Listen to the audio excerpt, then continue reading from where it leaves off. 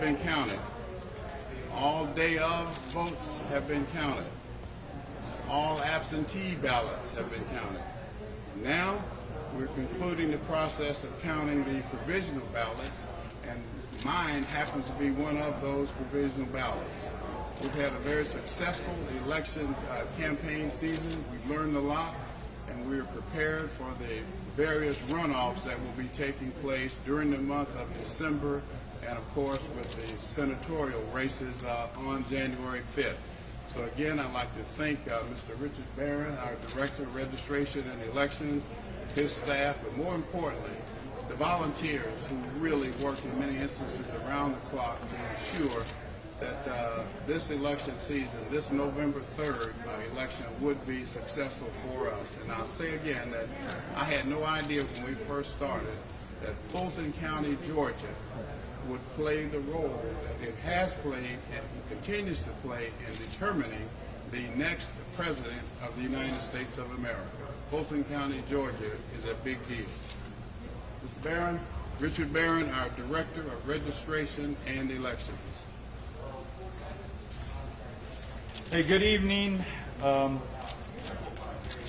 Let's see, we are finishing up the count for provisional ballots and the UOCAVA, which is military and overseas ballots, over at State Farm Arena. We've passed the time, past 5 p.m., which is the deadline to receive those ballots and to cure any of the provisional ballots. We are on track to complete all those and upload them tonight, which we will be doing. Once those are completed, they'll come over here to the ballot review board. And then our team is also preparing for the start of early voting for the December 1st runoff for Congressional District 5. We also have indications that there will be 2 other runoffs, but the early voting for those will begin later in the month. That will happen after certification, but it looks like there could be a runoff for Public Service Commission as well as Senate District 39. Those will happen on December 1st. And then there will be a runoff for at least one of the Senate races on January 5th.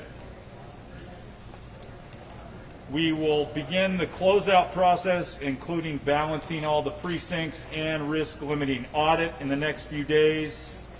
The last figure I had with provisional ballots is we'll probably be uploading 3,812 tonight. I know there were more than 900 overseas ballots that will be also uploaded.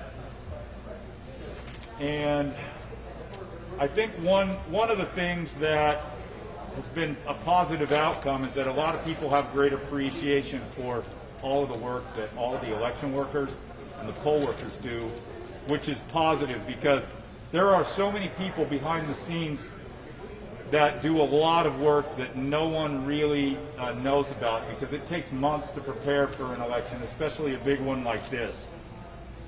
And I want to again thank all of our employees who have put in so much of their time, lost weekends, lost time with family. We had a big COVID outbreak here in the warehouse. 25 people became infected who worked out here.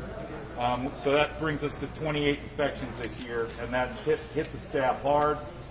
But we persevered through it and had a successful election day. I also want to read a statement about a video that I'm sure some of you have seen circulating about an election worker that was over at State Farm. I personally spoke to him, and the state election board had a monitor over there who witnessed the whole thing. And I'm just going to read from a prepared statement that we made. But we conducted a review of a video that was uploaded to Twitter, which featured a poll worker assigned to work in absentee ballot processing. According to the video, the worker has been accused of discarding a ballot while being assigned to operating one of the 5 ballot cutting machines.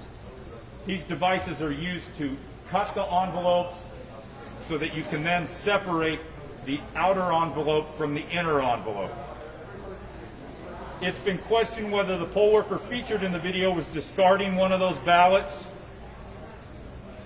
The answer is is no, undeniably no. At no time was the poll worker able to extract a ballot.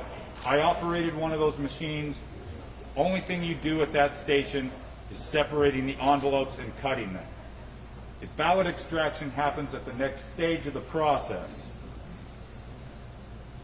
and ballot extraction only occurs with the workers who are assigned to those sorting duties.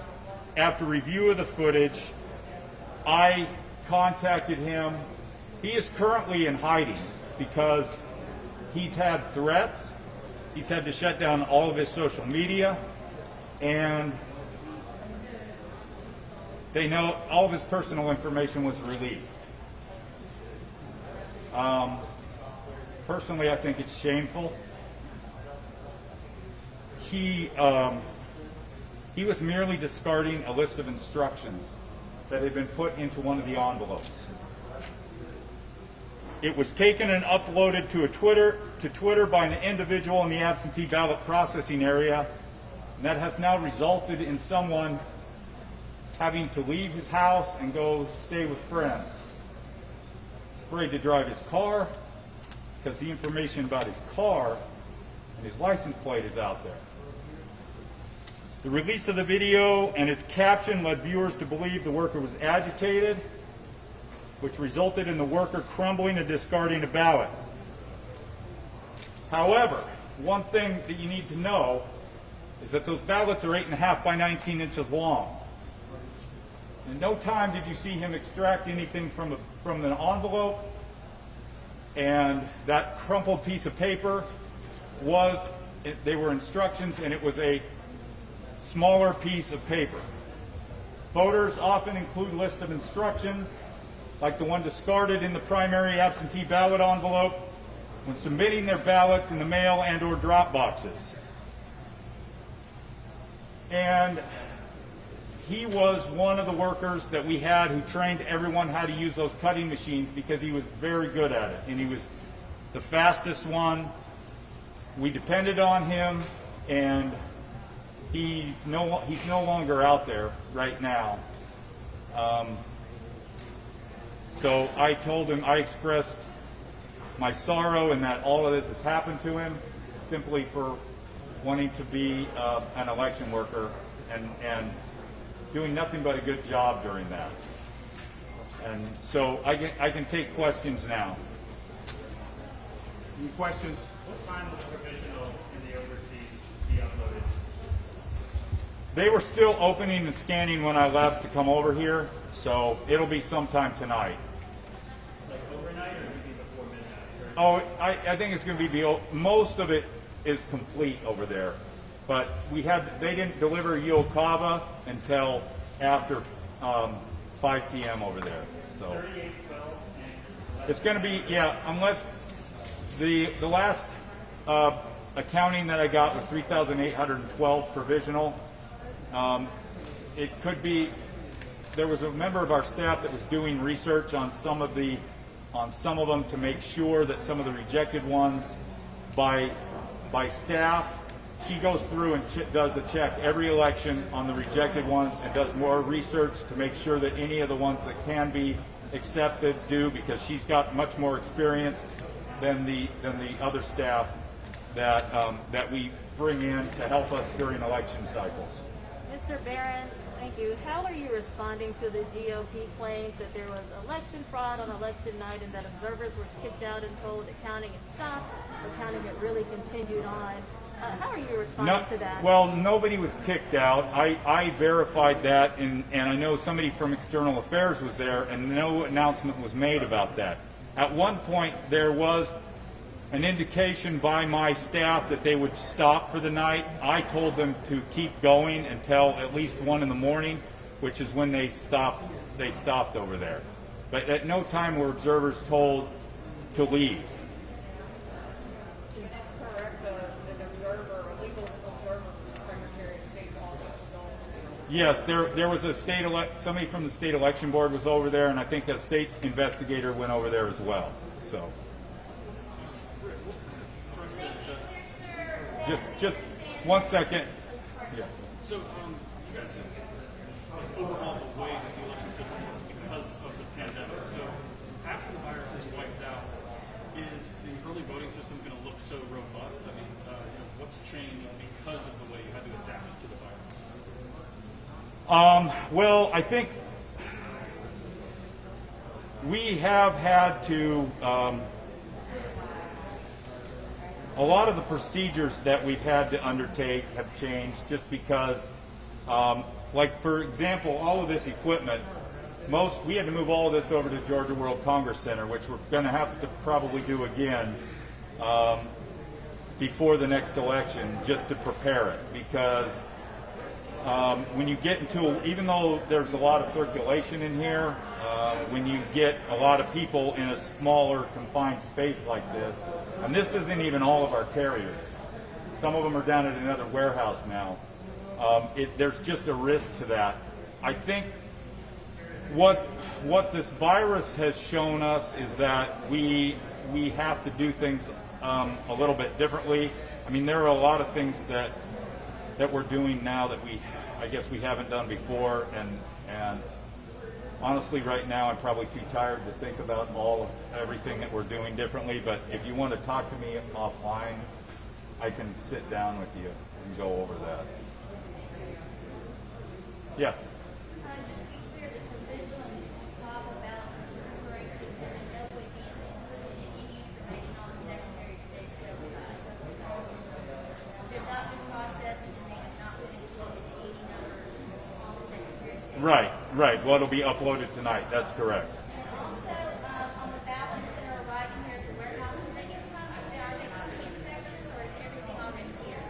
I think the ballot review committee is already meeting, so I think they did an upload earlier and they might have sent partial results over here, and then the rest of them will come tonight because they were to meet at 2:30. So I think they sent something over for them to review. Mr. Barron, it was a mammoth task to get those ballots counted this week. On average, how many ballots were these workers turning over per hour? I think at most times it was around 3,000. That's probably about the average. Any other questions? I know it was at least 900. And that came over the last couple of days, the last, I think, 2 or 3 days. There are already UOCABA in the absentee. We don't hold them until the end. But we receive them we can receive them up until today. So anything that was received in the last couple of days, that's what's coming out tonight. Understanding, I asked this the other day, how many ballots might have just been snagged by USPS, and the deadline's approaching for ballots to be received. Is there anything stuck in the mail that's just never going to be counted? I don't know. I mean, look, what I do know from talking to people at the Postal Service over several weeks ago is that the Postal Service seemed to me to be as committed to getting those ballots to us as anyone. So I don't want to, cast aspersions on the Postal Service for something that I believe they were trying hard to do, which is get the ballots to us. I don't know what happens in their system, but I think that would probably be better directed to them.